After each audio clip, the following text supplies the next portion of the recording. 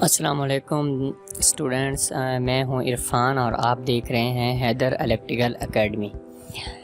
Students, سب سے پہلے تو میں آپ کو یہ بتانا چاہوں گا کہ جو پہلا میرا چینل تھا وہ کسی وجہ سے ڈی ایکٹیو ہو گیا ہے، بلاک ہو گیا ہے۔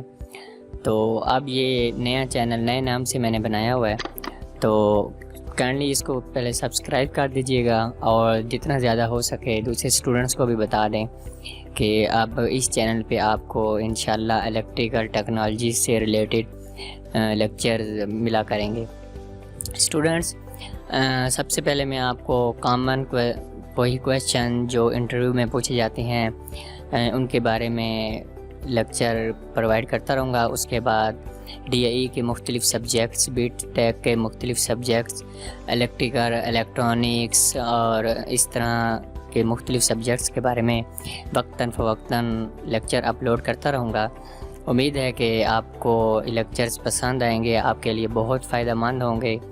چلیں، سب سے پہلے میں آج کا آپ کو تعارف کروا دوں۔ سب سے پہلے جو آج میں نے ٹاپک چوز کیا ہے وہ ہے پاور فیکٹر۔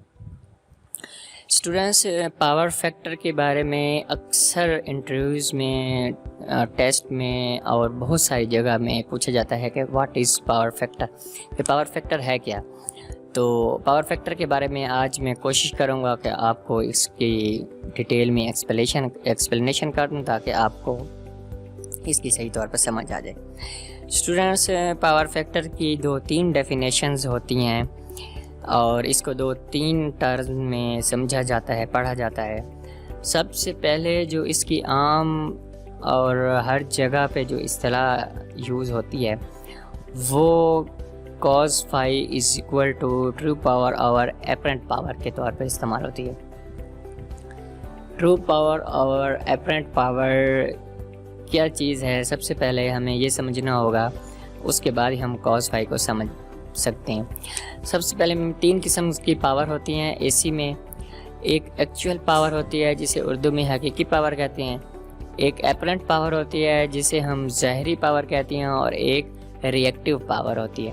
اب ان 3 قسم کی پاور کے بارے میں علم ہونا ضروری ہے۔ اب ان 3 قسم کی پاور کو جب ہم جان لیں گے تو اس کے بعد ہمیں cos phi سمجھنے میں بہت زیادہ آسانی رہے گی۔ اب سب سے پہلے دیکھتے ہیں ایکچوئل پاور، جسے ہم اردو میں حقیقی پاور کہتے ہیں۔ اب ایکچوئل پاور یا حقیقی پاور کیا ہوتی ہے؟ یہ وہ پاور ہوتی ہے جو الیکٹرسٹی میں ہمارے لیے مفید کام کرتی ہے، یعنی جو ہمارے لیے فائدہ مند ہوتی ہے۔ یعنی حقیقی پاور ایسی پاور ہوتی ہے جس کی پیمائش واٹس میں کی جاتی ہے۔ جو اصل واٹس یا واٹ کی ریڈنگ ہوتی ہے، جو واٹ میٹر کی ریڈنگ ہوتی ہے، اسے ہم حقیقی پاور کہتے ہیں۔ اب ظاہری پاور کیا ہوتی ہے؟ ظاہری پاور ایسی پاور جس کی ریڈنگ ہم ایمپیئر میٹر اور والٹ میٹر سے لے کے ان کو ملٹیپلائی کریں یا پروڈکٹ ان کا لیں تو اس کو ہم ظاہری پاور کہتے ہیں۔ یعنی دوسرے سادہ الفاظ میں آپ کو کہوں کہ وی اور آئی کے حاصل ضرب کو ظاہری پاور کہتے ہیں۔ اس کی پیمائش وولٹ امپیئر میٹر سے کی جاتی ہے۔ ظاہری پاور جو بظاہر ہمیں نظر آ رہی ہوتی ہے، جو ہم دیکھ رہے ہوتے ہیں کہ یہ پاور ہے، وہ ظاہری پاور جیسے نام سے ظاہر ہے وہ ہوتی ہے۔ اب اس کے بعد میں آپ کو ایک بڑی ہی آسان مثال سے بھی سمجھاؤں گا، انشاءاللہ آپ کو سمجھ آ جائے گی۔ ری ایکٹیو پاور تیسرے نمبر پہ آتی ہے۔ اس کو میں اکثر کہتا ہوتا ہوں کہ یہ بغیر مفید کام والی پاور ہوتی ہے، یعنی یہ اس پاور کا کوئی کام نہیں ہوتا۔ اسے ہمیشہ وی اے آر یا کے وی آر میں ظاہر کرتے ہیں۔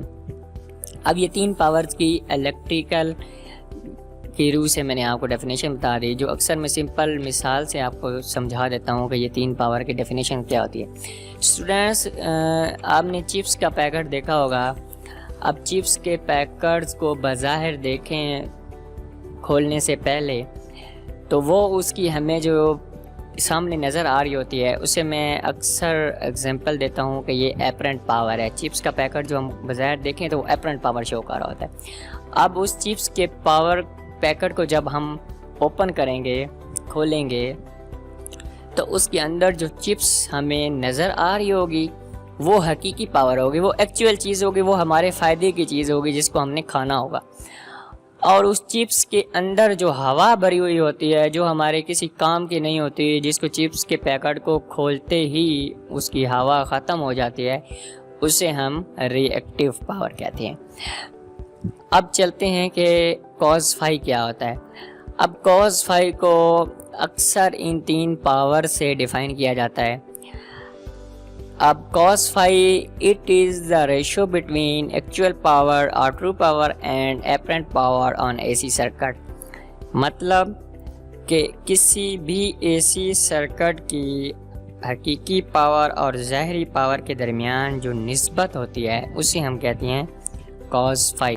اس کے علاوہ اس کی پاور فیکٹر کی ڈیفینیشن ایک اور بھی ٹرم میں استعمال ہوتی ہے، وہ یہ کہ کسی بھی اے سی سرکٹ کی ریزسٹنس اور امپیڈنس کے درمیان پائی جانے والی نسبت کو پاور فیکٹر کہتے ہیں، یعنی cos phi۔ یعنی کسی اے سی سرکٹ کی جو ریزسٹنس ہوتی ہے اس کی نسبت اور امپیڈنس کے درمیان پائی جانے والی نسبت کو پاور فیکٹر، یعنی cos phi R/Z۔ اور کیا ہوگی، اس کی ریزسٹنس ہوگی، اور امپیڈنس کیا ہوتی ہے، امپیڈنس ٹوٹل اے سی سرکٹ کی جو ٹوٹل ریزسٹنس ہوتی ہے اس کو امپیڈنس کہتے ہیں۔ تیسری ایک اور اصطلاح میں بھی اس کی ڈیفینیشن کرتے ہیں، وہ کیا ہوتی ہے کہ کسی اے سی سرکٹ میں وولٹیج اور کرنٹ کے درمیان پائے جانے والے فیز ڈیفرنس کے زاویہ کو کوسائن کہتے ہیں۔ It is the cosine of the angle of phase difference between voltage and current in A C circuit, یعنی کسی اے سی سرکٹ کے وولٹیج اور کرنٹ کے درمیان پائے جانے والے جو فیز ڈیفرنس کے زاویہ کوسائن لے لیا جائے اس کا، تو اسے پاور فیکٹر کہتے ہیں۔ اسٹوڈنٹس، یہ تو ہو گیا پاور فیکٹر کی ڈیفینیشن۔ انشاءاللہ آنے والے لیکچرز میں پاور فیکٹرز کو امپروو کرنے کے طریقے، فائدے اور نقصانات بھی آپ سے شیئر کرتا رہوں گا۔ امید ہے آپ کو یہ آج کی ویڈیو پسند آئی ہوگی، تو دعاؤں میں یاد رکھیے گا۔ اللہ حافظ۔